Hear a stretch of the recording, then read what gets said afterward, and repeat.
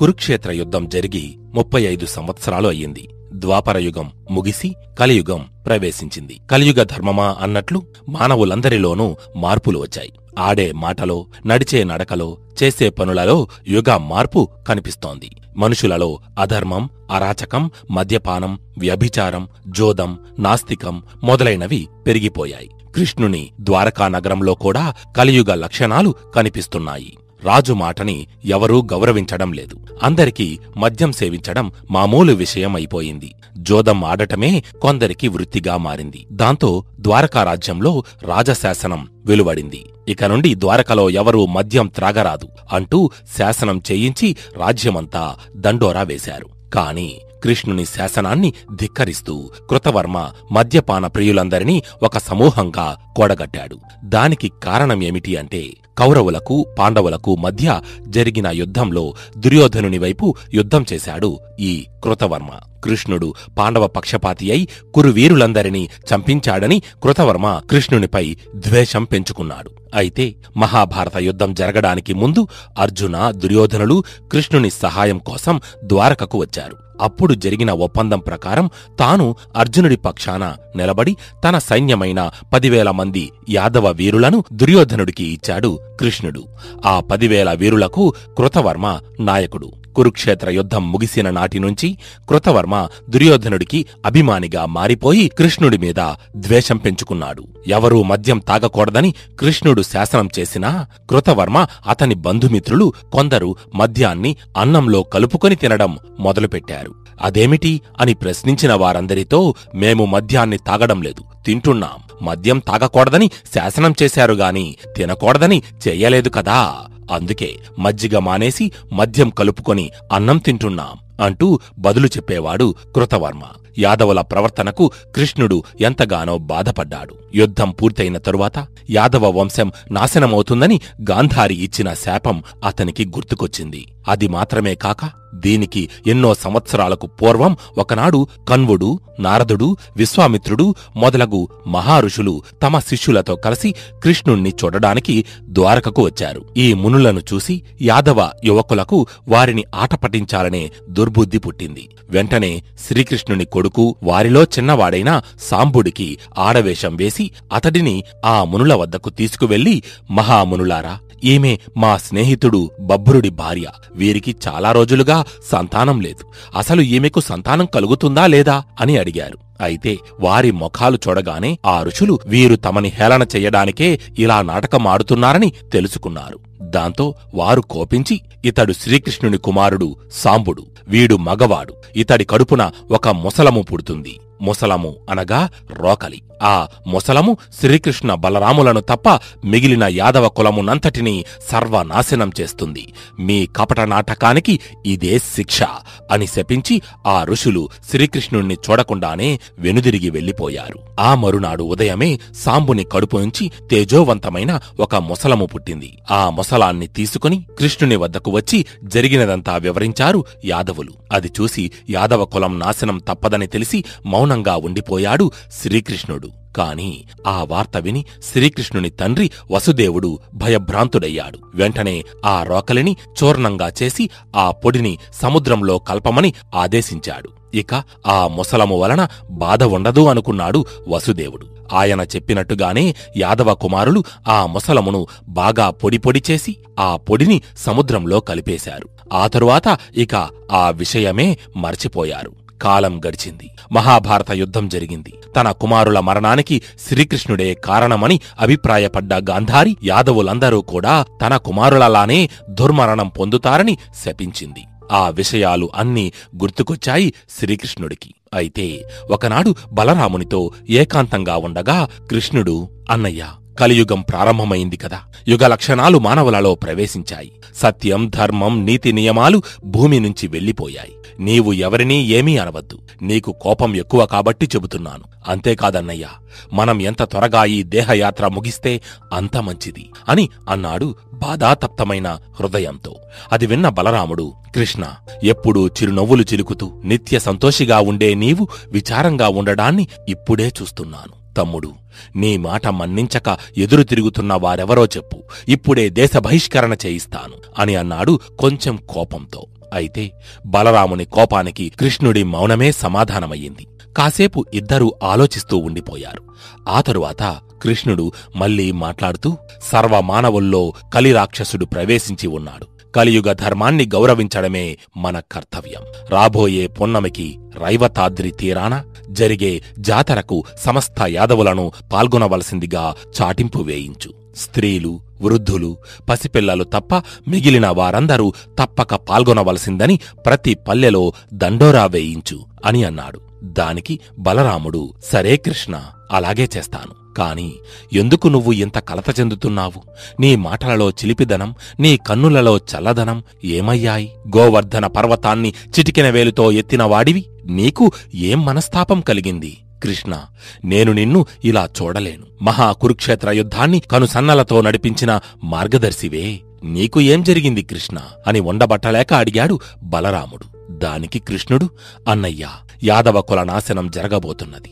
ఈ ద్వారకానగరం సముద్రపాలు కాబోతున్నది. మనిద్దరి జన్మకార్యం పరిసమాప్తి కానుంది. ఇంతకాలం పెంచుకున్న బంధాలు, అనుబంధాలు తెగిపోయే సమయం రాబోతున్నదన్నయ్యా. యాదవుల అంతం సమీపించింది. గాంధారి శాపం ఇంకా మునుల శాపం కలిసి జ్వలించబోతున్నాయి అని అన్నాడు గద్గద స్వరంతో. అది విని బలరాముడు కొంతసేపు మౌనంగా ఉండిపోయాడు. కాని కృష్ణుని విచారం గమనించి ఊరడింపుగా, కృష్ణ, నీవు ప్రాజ్ఞుడవని అందరూ పొగుడుతుంటారు. భూత భవిష్యత్ వర్తమాన కాల నియమాలను ఎరిగిన నీవే ఇలా చింతించడం తగునా? త్రిమూర్తులైన కాల నియమాలను అనుసరించవలసిందే కదా. ఏం జరుగుతుందో జరగని అంటూ కృష్ణుని చెయ్యి పట్టుకుని సముదాయిస్తూ పలికాడు బలరాముడు. దానికి కృష్ణుడు సరేనని తల ఊపాడు. అయితే ఆనాడు రాత్రి ఒక విచిత్రం జరిగింది. శ్రీకృష్ణుని సుదర్శన చక్రం, ఇంద్రరథం, కౌమోదకం ఆకాశంలోకి ఎగిరిపోయి అనంతంలో కలిసిపోయాయి. అంతేకాకుండా ఖాండవ వనదహన సమయంలో అగ్నిదేవుడు కృష్ణునికి బహూకరించిన ఆయుధాలతో పాటుగా బలరాముని దివ్య ఆయుధాలు అన్నీ వారిని విడిచి అనంతంలో కలిసిపోయాయి. మరోపక్క సముద్ర తీరాన ఉన్న రైవతాద్రిలో జరిగే పున్నమి జాతరకు అందరూ రావాలన్న చాటింపు వినగానే కృష్ణుడంటే గిట్టని కృతవర్మ మొదలైన వారు అక్కడ కృష్ణుడు ఏదో చేయబోతున్నాడని సందేహపడ్డారు. ఎవరికీ తెలియకుండా జాతర జరగబోతున్న ప్రాంతానికి దగ్గరగా బండ్ల కొలది ఆయుధాలను తెచ్చి దాచి ఉంచారు. ఇలా ఎవరి ఆలోచనలతో ఉపాయాలతో వారు పన్నాగాలు పన్నుతూ ఉంటే విధి మాత్రం తనదైన పథకాన్ని ఎప్పుడో రచించింది. సాంబుడికి పుట్టిన ముసలాన్ని పొడిపొడిగా చేసి సముద్రంలో కలిపారు కదా. అలా కలిపిన పొడి సముద్ర తీరంలో తొంగ మొక్కలుగా మొలచింది. ఆ తొంగ మొక్కలే యాదవుల పాలిట ఆయుధాలుగా మారనున్నాయని ఎవరికీ తెలియదు. అలా రోజులు గడిచి జాతర రోజు రానే వచ్చింది. యదు, వృష్టి, భోజ, అంధక వీరులందరూ రైవతాద్రికి బయలుదేరారు. ద్వారకానగరంలో స్త్రీలు, వృద్ధులు, పిల్లలు మాత్రమే మిగిలి ఉన్నారు. వారు కాకుండా కృష్ణుని తండ్రి వసుదేవుడు అంతఃపురంలో ఉన్నాడు. ఇక వేరే మగవాడన్నవాడు ఒక్కడు ద్వారకలో లేడు. కృష్ణ బలరాములు బబ్బురుక దారుకులతో కలిసి రథమెక్కారు. వందలు వేలాది ఎడ్లబండ్లతో ప్రయాణం సాగింది. అందరూ సాయంత్రానికి రైవతాద్రి చేరుకున్నారు. సూర్యాస్తమయం కావడంతో అక్కడ గుడారాలు వేశారు. అందరూ వస్తూనే తమతో పాటు కుండల్లో కళ్ళు, మాంసాహారాలు తెచ్చుకున్నారు. ఒక పక్క జాతర జరుగుతుండగానే అందరూ మద్యం తాగుతూ, మాంసం తింటూ, ఆడుతూ, పాడుతూ, తుల్లుతూ ఇష్టం వచ్చినట్టు ప్రవర్తిస్తున్నారు. తాగిన మైకంలో పిచ్చి కోతలు కూస్తున్నారు. మతి తప్పి బూతులు తిట్టుకుంటున్నారు. బలరామ కృష్ణులు, బబ్రుడు, దారుకుడు తప్ప అందరూ మత్తులో ఉన్నారు. అప్పుడు సాత్యకి కృతవర్మను నిందిస్తూ, ఏరా కృతవర్మ, ఏం మగతనం రానీది? నిద్రపోతున్న పాండవుల పిల్లల్ని, దృష్టద్యుమ్నుడిని దొంగచాటుగా చంపారు. మీదీ ఒక బ్రతుకేనా? ఛీ అని తిట్టాడు. దానికి కృతవర్మ కూడా కోపంతో, పోరా చేతకాని వెధవా, రెండు చేతులూ తెగిపోయి అసహాయుడై ఉన్న సోమదత్తుడి తల నరికిన వీరాది వీరుడవు నీవు. నీ గొప్పతనం నీ గురించి తెలియని వాళ్లకు చెప్పుకో. నా ముందు మాట్లాడితే నీ ప్రాణం తీస్తాను, ఏమనుకుంటున్నావో అని అన్నాడు. అలా ఇద్దరికీ మాటా పెరిగింది. కృతవర్మ మళ్ళీ, ఒరే సాత్యకి, కృష్ణుడికి దాసుడివిరా నువ్వు. ఆ కృష్ణుడు ఏమంత గొప్పవాడు? సత్రాజిత్తు తమ్ముణ్ణి చంపి సమంతకమణిని కాజేసిన దొంగ. ఆ దొంగకు ఈ దొంగ తోడంట. కురుక్షేత్ర యుద్ధంలో కురువీరులందరినీ దొంగ దెబ్బతీశారురా మీరు. మళ్ళీ సిగ్గు లేకుండా మాట్లాడుతున్నావా అని దూషించాడు. కృతవర్మ కృష్ణుడిని నిందించడంతో ఊరుకోలేకపోయాడు సాత్యకి. ఒరే కృతవర్మ, అప్పుడు చేతులు తెగిన సోమదత్తుణ్ణి చంపాను, ఇప్పుడు 2 చేతులూ ఉన్న నిన్ను చంపుతాను, ధైర్యం ఉంటే కాచుకో అంటూ తన ఖడ్గాన్ని తీసి ఒక్క దెబ్బతో కృతవర్మ తలను తాటికాయలా నరికిపారేశాడు సాత్యకి. దాంతో మొదలయింది కలహం. భోజ అందకులు ఒక పక్షంగా, యాదవ వృష్టివీరులు మరొక పక్షంగా విడిపోయి కుమ్ములాటకు సిద్ధమయ్యారు. ఎవరూ ఎవరి మాట వినే స్థితిలో లేరు. ముసలాన్ని పొడిచేసి కలిపిన పొడి తుంగల రూపంలో అక్కడే మొలచి ఉంది. ఆ తుంగ మొక్కలతోనే ఒకరిని ఒకరు కొట్టుకుంటున్నారు. ఆ సమయంలో యాదవులందరూ మద్యం సేవించి మత్తులో ఉన్నారు. ఆ తుంగ మొక్కలతో కొడుతుంటే ఒక్కొక్క దెబ్బకు ఒక్కొక్క యాదవుడు మరణిస్తున్నాడు.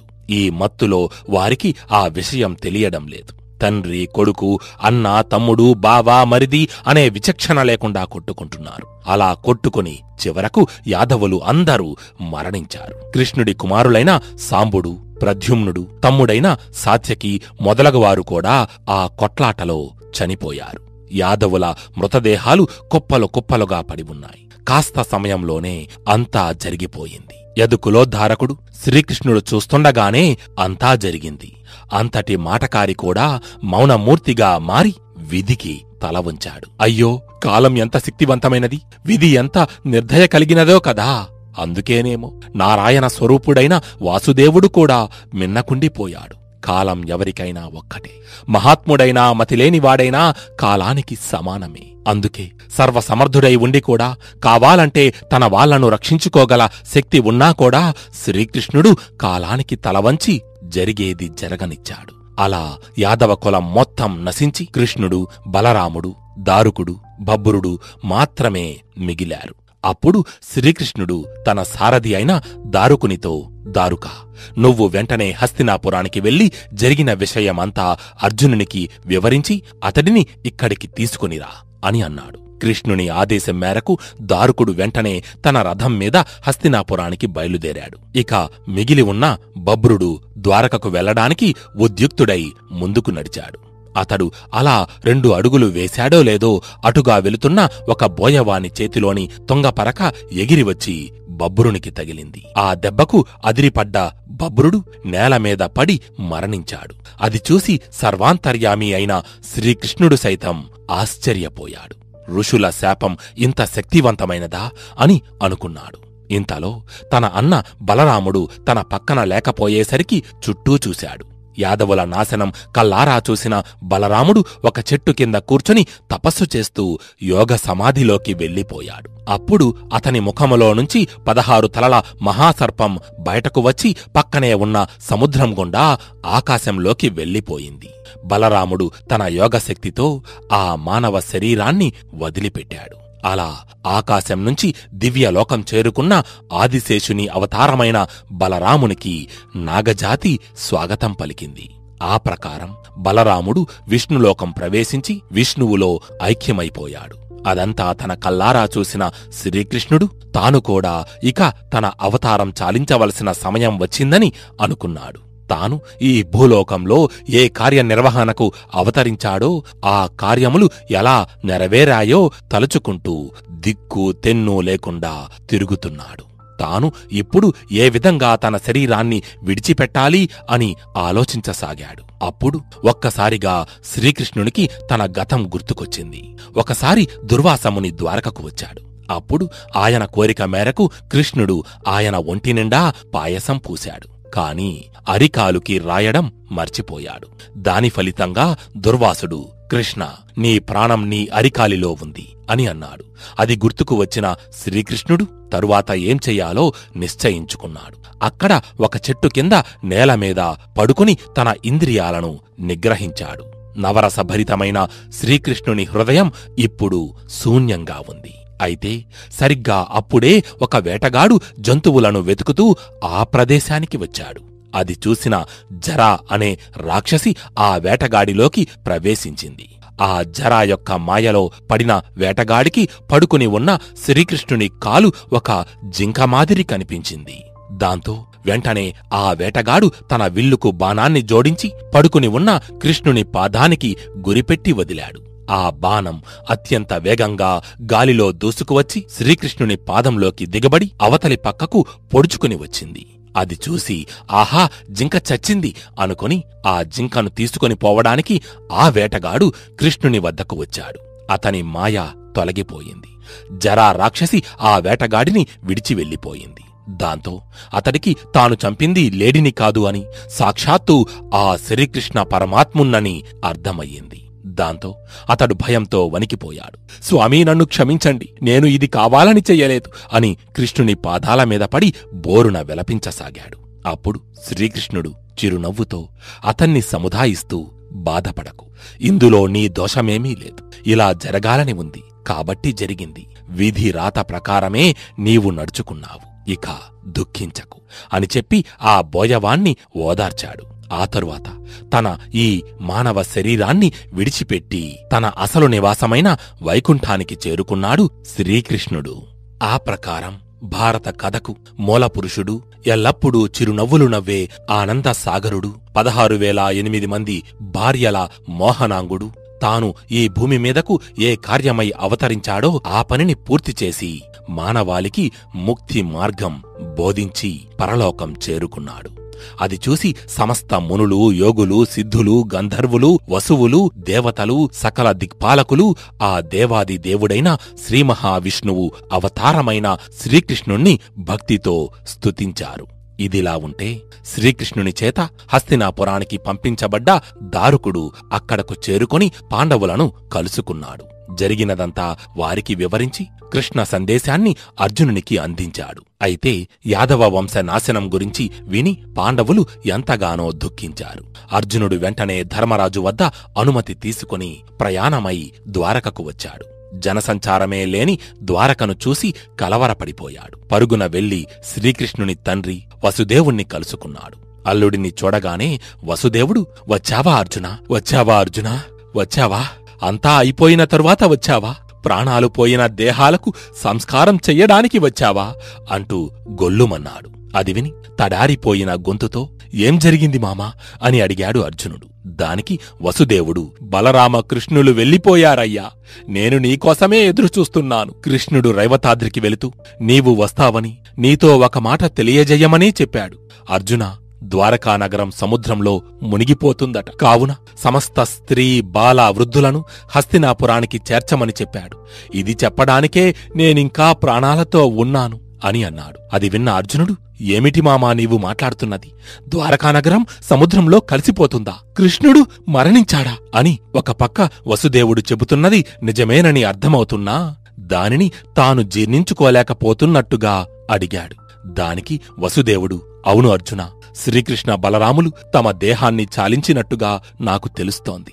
అలాగే ద్వారకా సముద్రంలో మునిగిపోవడానికి ఇంకా వారం రోజులు మాత్రమే ఉందని కృష్ణుడు నాతో చెప్పి వెళ్ళాడు అని అన్నాడు. వసుదేవుడి మాటలు విన్న అర్జునుడికి అసలు ఏం చెయ్యాలో పాలుపోలేదు. తన మిత్రుడు, తన ఆత్మబంధువు, తన గురువు, తన రక్షకుడు, తన జీవన సారథి అయిన శ్రీకృష్ణుడు మరణించాడు అన్న వార్త వినగానే అర్జునుడు అచేతనుడయ్యాడు. నిల్చున్నవాడు నిల్చున్నట్టే మోకాళ్ల మీద కోలబడి వెక్కి వెక్కి ఏడవసాగాడు. అలా ఏడుస్తూనే మూర్ఛపోయాడు. అలా అర్జునుడు ఆ రాత్రంతా మూర్ఛలోనే ఉండిపోయాడు. మరునాడు మరలా తెల్లవారింది. అర్జునునికి స్పృహ వచ్చి చూసేసరికి వసుదేవుడు ప్రాయోపవేశం చేసి మరణించి ఉన్నాడు. ఇంతలో కృష్ణుడి ఆదేశం గుర్తుకు వచ్చి గబాలున లేచాడు అర్జునుడు. వసుదేవుని భార్యలైన దేవకి, రోహిణి, భద్ర, మదిర ఈ నలుగురి సహాయంతో కృష్ణుని తండ్రిగారైన వసుదేవునికి అంత్యక్రియలు చేశాడు. ఆ తరువాత కృష్ణ బలరాముల మృతదేహాలను వెతుకుతూ వెళ్లాడు అర్జునుడు. అలా 5 రోజులపాటు పిచ్చివాడిలా కనిపించిన ప్రతి ప్రదేశంలో వెతకగా చివరికి ఒకచోట నేలమీద పడి దివ్యమైన కాంతులు వెదజల్లుతూ కనిపించింది శ్రీకృష్ణుని శరీరం. అది చూసి అర్జునుడు దుఃఖం ఆపుకోలేకపోయాడు. కృష్ణుడి శరీరాన్ని పట్టుకుని గుండెలు పగిలేలా ఏడ్చాడు. అయ్యో కృష్ణ, నీకా ఇటువంటి దురావస్థ? నీవంటి మహాత్ముడు ఈ విధంగా దిక్కు లేకుండా కటిక నేలమీద పడి ఉండటమా అంటూ బోరున ఏడ్చాడు.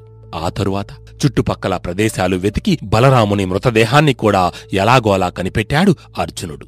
అసలు అతడికి మనసుదీరా బాధపడే సమయం కూడా లేదు. దానికి తోడు అర్జునునికి సహాయపడడానికి ఒక్క మగవాడు కూడా ద్వారకలో మిగలలేదు. అందరూ యాదవుల మధ్య జరిగిన కలహంలో మరణించారు. దాంతో అర్జునుడే కట్టెలు తెచ్చి చితి ఏర్పరిచాడు. కన్నీరు కార్చుతూనే కర్తవ్యాన్ని నిర్వహిస్తున్నాడు. వెక్కిళ్లతో ఏడుస్తూ కృష్ణ బలరాముల చితికి నిప్పు అంటించాడు. ఎంతో భక్తి శ్రద్ధలతో అర్జునుడు వారికి దహనక్రియలు చేశాడు. అయితే ద్వారకా నగరం సముద్రంలో మునిగిపోవడానికి కృష్ణుడు చెప్పిన వారం రోజుల గడువులో ఇప్పటికే 6 రోజులు గడిచిపోయాయి. ద్వారకా నగరం సముద్రపాలు కావడానికి ఇక ఒక్క రోజు మాత్రమే వ్యవధి ఉంది. ఇప్పుడు గనుక కృష్ణుడు చనిపోయాడని నగరంలో తెలిస్తే జనులు ఎవరూ మాట వినరు. వారిని అదుపు చెయ్యడం కష్టం. శ్రీకృష్ణుని భార్యలు కూడా ఇది విని తట్టుకోలేరు. అప్పుడు కృష్ణుడు చెప్పినట్టుగా వారిని హస్తినాపురానికి తరలించడం అసాధ్యమని భావించిన అర్జునుడు కృష్ణుడు చనిపోయిన విషయాన్ని ఎవరికీ చెప్పలేదు. కేవలం ద్వారకా సముద్రంలో మునిగిపోతుందని, కాబట్టి వీలైనంత త్వరగా మనం హస్తినాపురానికి వెళ్లాలని, ఇది శ్రీకృష్ణుని ఆదేశమని చెప్పి కృష్ణుని అష్టభార్యలను, యాదవ స్త్రీలను, పసిపిల్లలను, వృద్ధులను తీసుకుని రథాల మీద, బండ్ల మీద హస్తినాపురానికి బయలుదేరాడు అర్జునుడు. అలా వారు ఆ రోజంతా ప్రయాణించి ద్వారకను దాటగానే సూర్యోదయమయ్యింది. సూర్యుని రాకతో సముద్రం ఒక్కసారిగా ఉప్పొంగింది.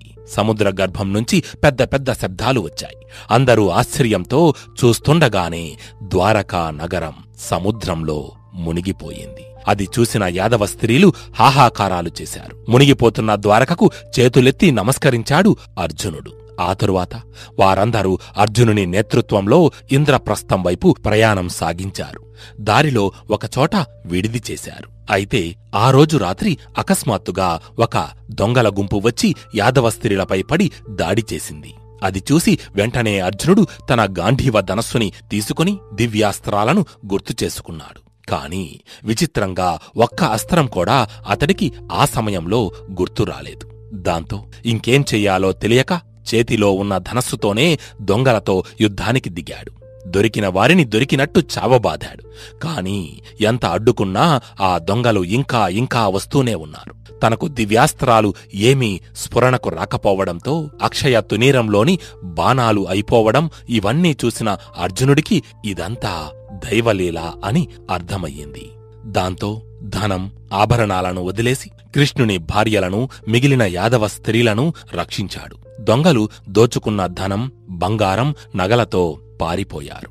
ఆ ప్రకారం సర్వస్వాన్ని కోల్పోయి కట్టుబట్టలతో వారందరూ హస్తినాపురం చేరుకున్నారు. వారి రాక విని హస్తినాపుర వాసులు వారిని చూడడానికి అక్కడికి వచ్చారు. భీమ, నకుల, సహదేవులు కూడా వచ్చి అర్జునుణ్ణి చుట్టుముట్టారు. అప్పుడు ధర్మరాజు దీనవధనుడై ఉన్న అర్జునుడిని చూసి, అర్జునా, ఏం జరిగింది? అలా ఉన్నావేమిటి? కృష్ణుడు కుశలమే కదా అని అడిగాడు. అర్జునుడు అన్నయ్యా అని ఏడుస్తూ ధర్మరాజుని కౌగలించుకుని జరిగిన విషయమంతా అతనికి వివరించాడు. మన మిత్రుడు, మన గురువు, మన మార్గదర్శి, మన బంధువు, మన శ్రేయోభిలాషి, మన దేవుడు అయిన ఆ శ్రీకృష్ణుడు ఇక లేడన్నయ్యా. మనల్ని విడిచి స్వర్గానికి వెళ్ళిపోయాడు. అతనితో పాటు బలరాముడు కూడా తనువు చాలించాడు అని చెబుతూ అక్కడే కోలబడిపోయాడు అర్జునుడు. అయితే అర్జునుడు చెప్పినది విని ధర్మరాజు విద్యుద్ఘాతం తగిలిన వాడిలా స్పృహ తప్పి పడిపోయాడు. కృష్ణ నిర్యాణ వార్త వింటూనే ద్రౌపది, సుభద్రలు పరుగు పరుగున అక్కడికి వచ్చారు. భీమ, నకుల, సహదేవులు ఒకరినొకరు పట్టుకుని దుఃఖిస్తున్నారు. అసలు అక్కడ ఎవరూ ఎవరినీ ఓదార్చే స్థితిలో లేరు. అయితే అర్జునుడు చెప్పిన మాటలు విన్న యాదవ స్త్రీలు, ఇంకా ఆ నగరవాసులు శ్రీకృష్ణ బలరాములు చనిపోయారని అర్థమై వారు కూడా బాధతో రోదిస్తున్నారు. అర్జునుడు ఎంత చెబుతున్నా వినిపించుకోకుండా శ్రీకృష్ణుని భార్యలైన రుక్మిణి, జాంబవతులు కృష్ణుడు లేని జీవితం మాకొద్దు అని చితిపేర్చుకుని మంటలలో దూకి ఆహుతి అయ్యారు. మిగిలిన అష్టభార్యలలో సత్యభామ మరికొందరు అన్నీ వదిలేసి తపస్సు చేసుకోవడానికి అడవులకు వెళ్ళిపోయారు. ఆ విధంగా శ్రీకృష్ణుడి మరణవార్త విని అంతా శోకసముద్రంలో మునిగిపోయారు.